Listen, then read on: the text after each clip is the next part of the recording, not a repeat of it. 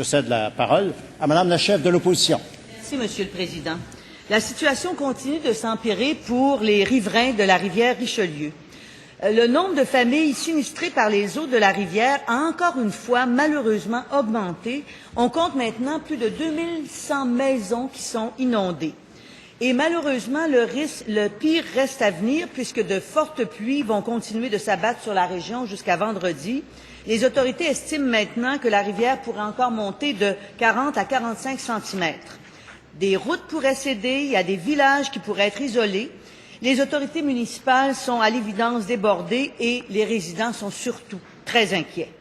Monsieur le Président, 2 députés de l'opposition officielle ont contacté le ministre de la Sécurité publique afin de savoir si ce dernier envisageait la possibilité de faire appel à l'armée, comme on l'avait déjà fait pour le verglas ou le déluge au Saguenay.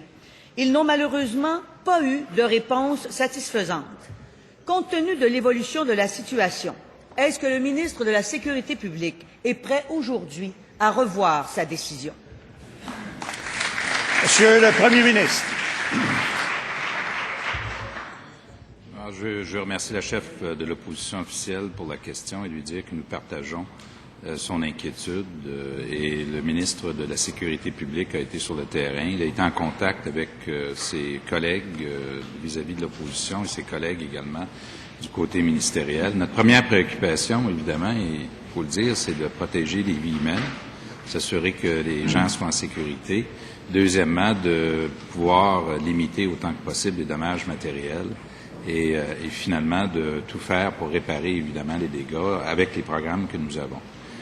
Monsieur le Président, nous sommes en contact avec les Forces armées canadiennes depuis la semaine dernière et nous allons effectivement demander aux Forces armées canadiennes d'intervenir avec nous. On le fera formellement, de manière à ce que nous puissions avoir les ressources humaines et matérielles sur le terrain pour venir en aide à la population. C'est des circonstances exceptionnelles. Des inondations comme ça, on n'a pas connu ça. Alors, il faut, devant des circonstances exceptionnelles, prendre des moyens exceptionnels, ce que nous ferons. Et j'espère aussi avoir l'occasion de visiter les lieux, Monsieur le Président, pour voir de moi-même et de visu l'état des dommages. Et en même temps, on veut encourager la population et leur dire que malheureusement, la température ne collabore pas. Mais tous les Québécois sont de cœur avec eux pour les aider à passer à travers cette période très difficile. Bravo, bravo. Première complémentaire, Madame la chef de l'opposition. Alors, je veux bien comprendre la réponse du Premier ministre. Je comprends qu'il a demandé formellement l'aide de l'armée pour venir au secours des familles actuellement sinistrées. C'est bien cela? Monsieur le Premier ministre. La réponse est oui. Nous allons, et c'est déjà fait, je pense, le ministre de la Sécurité publique l'a fait formellement. Je tiens à préciser que nous étions déjà en contact, évidemment, avec les Forces armées canadiennes. C'est une situation qui évolue. Hein. Personne, je pense, prévoyait il y a une semaine que les pluies allaient continuer une semaine plus tard, malheureusement. Et donc, les circonstances commandent une intervention exceptionnelle.